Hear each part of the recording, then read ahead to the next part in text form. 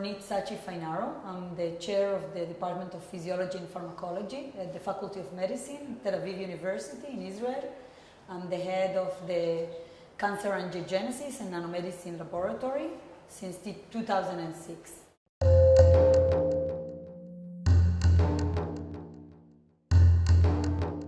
I did my undergraduate studies at the Hebrew University in Jerusalem on pharmacology and chemistry.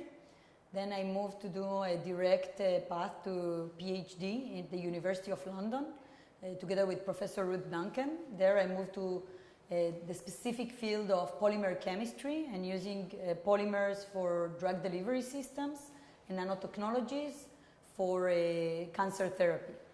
So this is the first time I was introduced to the field of nanotechnology, the fascinating field of nanotechnology, where I was really amazed that such tiny molecules for the body are considered macromolecules, are considered large, huge molecules that can be used to target specifically and selectively cancer without having any side effects on the normal, healthy tissues.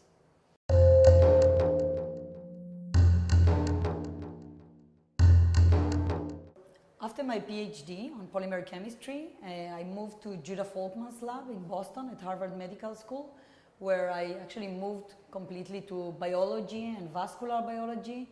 And then when I came back to Israel, to Tel Aviv University, I opened my lab. I decided that I should have a multidisciplinary lab, bearing all the backgrounds that I have together in one single laboratory. So today we have 30 people in the lab that are divided by different disciplines. About a third are chemists and engineers, third biologists, and the rest are either clinical MDs or MD students.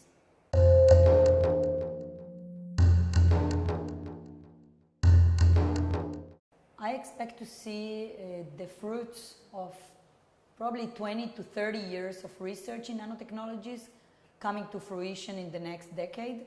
I think we overcame a lot of challenges and hurdles in the synthesis and physicochemical characterization of nanotechnologies that today we can allow to advance the field and translate it to the clinic, which was quite difficult and almost impossible in previous years when we didn't have the technologies to do it properly.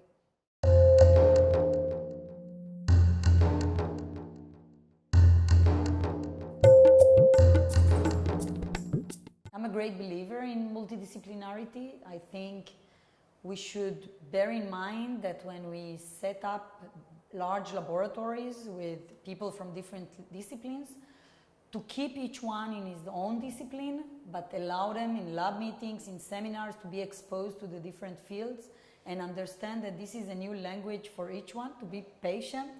And the fruits will come with time, because if at the beginning, when I set up my laboratory 11 years ago, nobody understood the other field, today we enjoy speaking to each other because each one understands that he can really exploit the other field.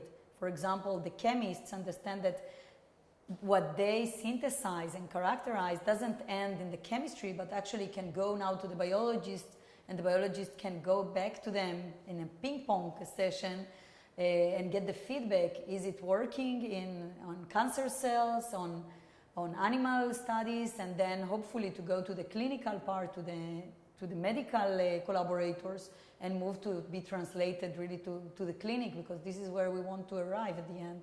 We want to achieve that those discoveries that are real breakthroughs in the laboratory will really move the whole path from bedside to the bench and hopefully back to the bedside.